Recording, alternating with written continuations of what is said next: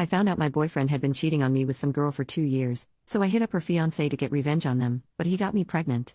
I, 26F, just found out I'm pregnant after having revenge love making with a fiancé, 35M, of the girl, 30F, who my ex-boyfriend, 32M, cheated on me with for 2 years. My ex and I met when I was 20 but were only friends until we started dating 2.5 years ago.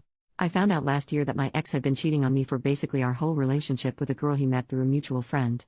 I broke things off after I found out and told the girl's fiancé about their affair. He ended up breaking off their engagement after he found out, and she seemed nonchalant about it until she realized that my ex's money wasn't actually his. My grandma left me a lot after she passed back in 2019, and my ex had been flaunting around the things I'd gifted him throughout our relationship to her, even going as far as to claim that the house and antique car my grandpa left for me and his will were my ex's.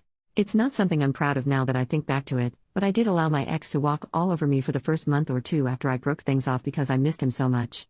I gave him money and tried to make things work but would always get reprimanded by my parents and friends when I'd run to them crying after he ghosted me for her.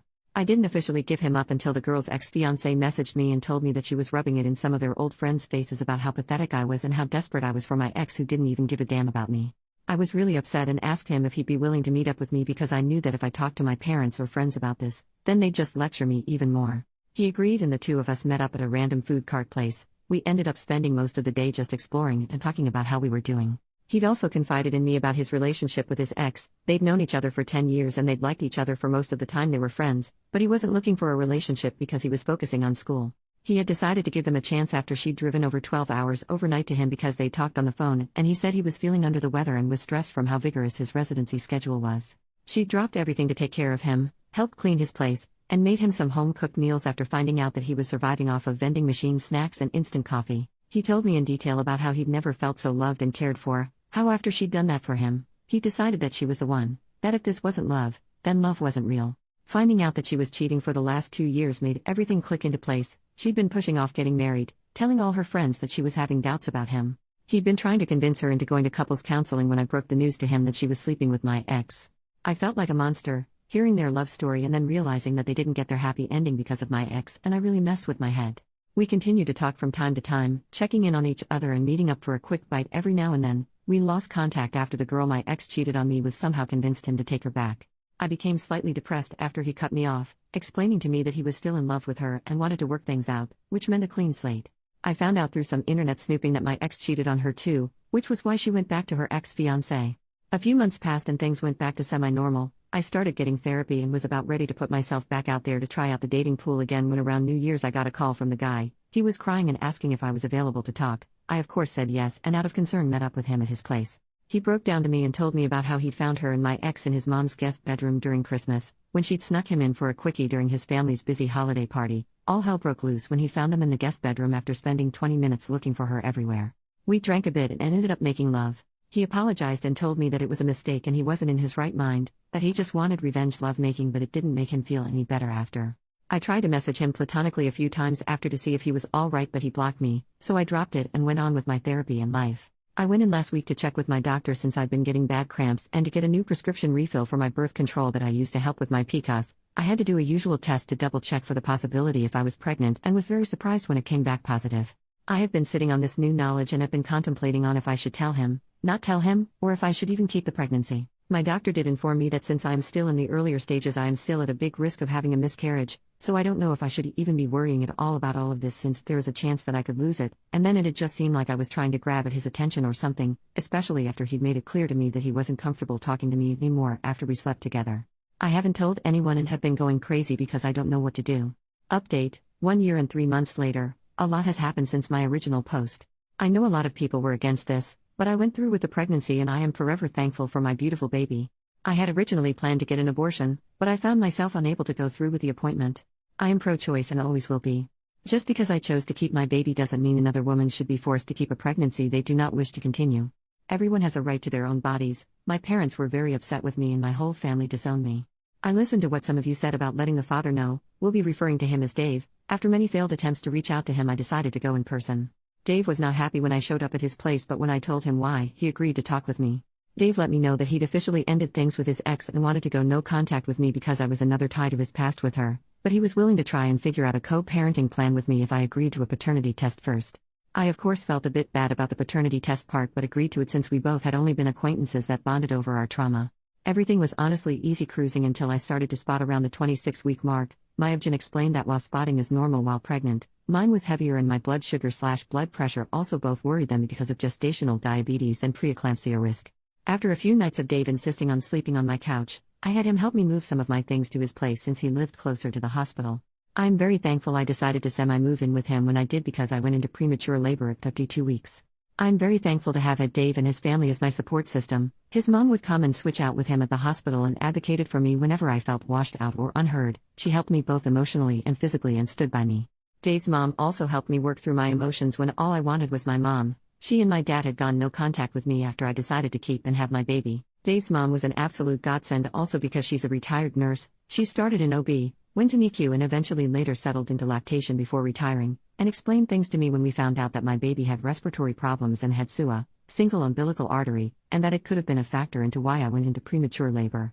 She stayed with Dave and I so she could help me with pumping since I wasn't able to produce milk and encouraged me when I felt like such a failure for not being able to take care of my son when he needed me most. She drove me to and from the hospital while my son was in the NICU because I was healing and so mentally and physically exhausted.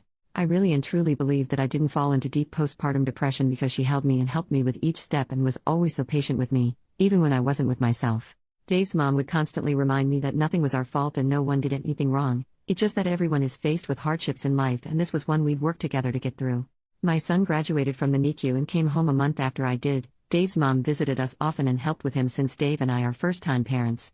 Dave's dad joked that he felt like she and I had the baby together and he and Dave were both just background characters that make guest star appearances every now and then, since Dave was working so much in order to build more PTO and his mom wouldn't bring his dad along when she'd come visit, since she didn't want him to disturb me and the baby with his loudness. Dave's dad is hard of hearing and can sometimes be unaware of his volume so he took no offense to it.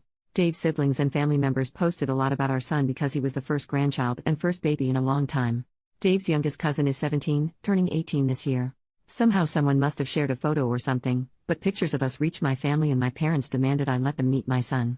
Dave was supportive of whatever I chose to do and said he'd agree to them meeting him if that's what I wanted. After thinking about it for a few days I decided that I wanted to talk to my parents before I let them meet my son. When we met up to talk, my parents were offended that I didn't bring my son with us and left him with Dave's parents. They said some really hurtful things and then my dad started to question on when Dave was going to ask him for permission for us to get married since we didn't already have a shotgun wedding while I was pregnant. I was okay with them insulting me since I'd grown up with it and was used to it, but once my parents put their target on Dave and his family I became upset and decided it was time for us to leave. My parents did try to petition for legal visitation rights. Honestly, before this whole ordeal, I did not even know that grandparents' rights existed, but were denied because my son is still very young and because both Dave and I are very much on good terms, are living in the same household, and they couldn't find or prove that there was any danger to our son's well-being.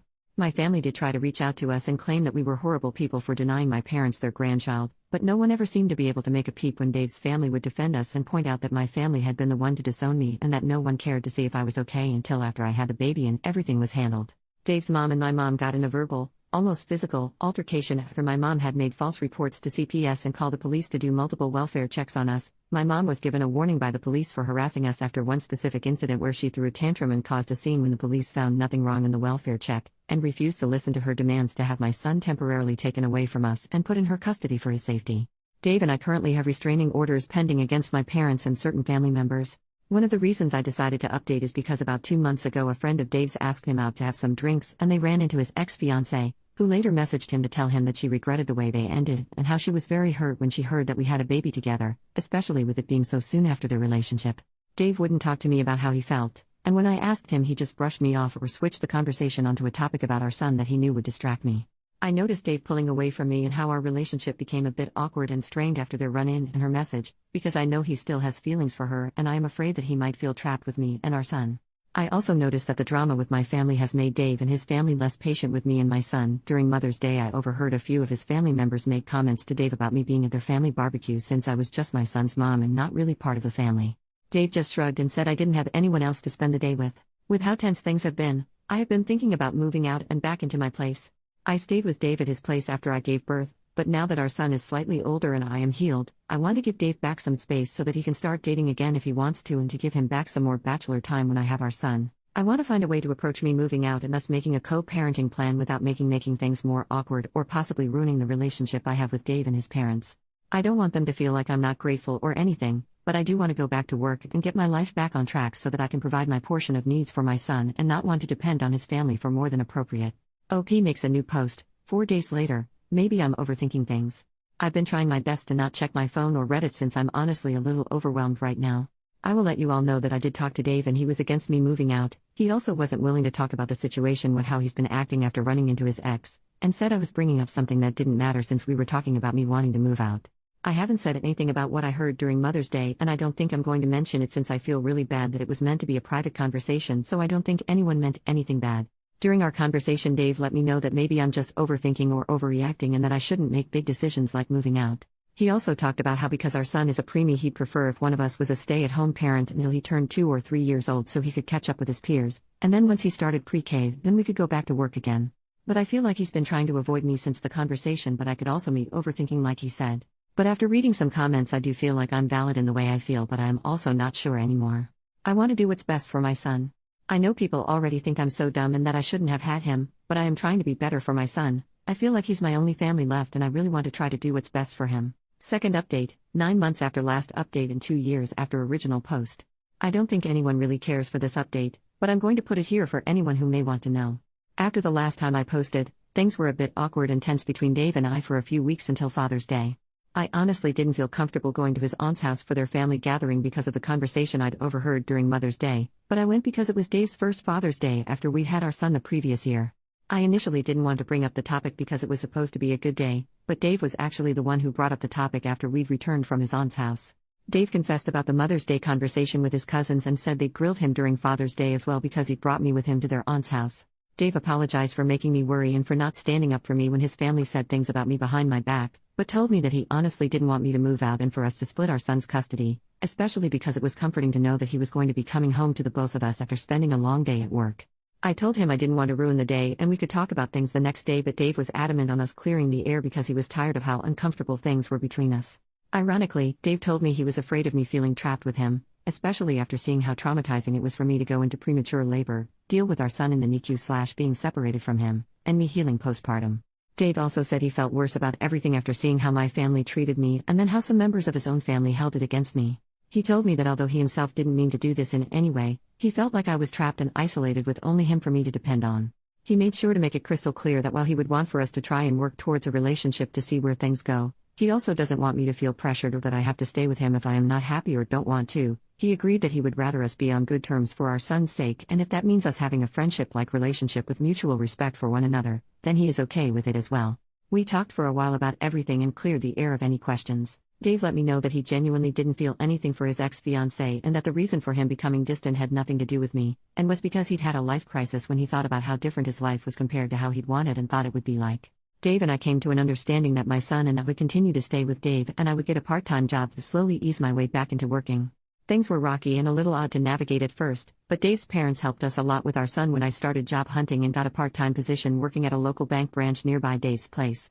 Dave and I slowly started to explore our relationship to see where things would go between us. It was weird for the both of us because of how we met and started out, but within 3 to 4 months things got much better. I moved my things from our son's room into Dave's. Our son had a hard time initially when Dave and I began to show more affection, hugging and quick innocent kisses, with one another because he had a bit of jealousy at how close we were since he was used to us only showering our affections onto him and not each other, but he's gotten used to it now.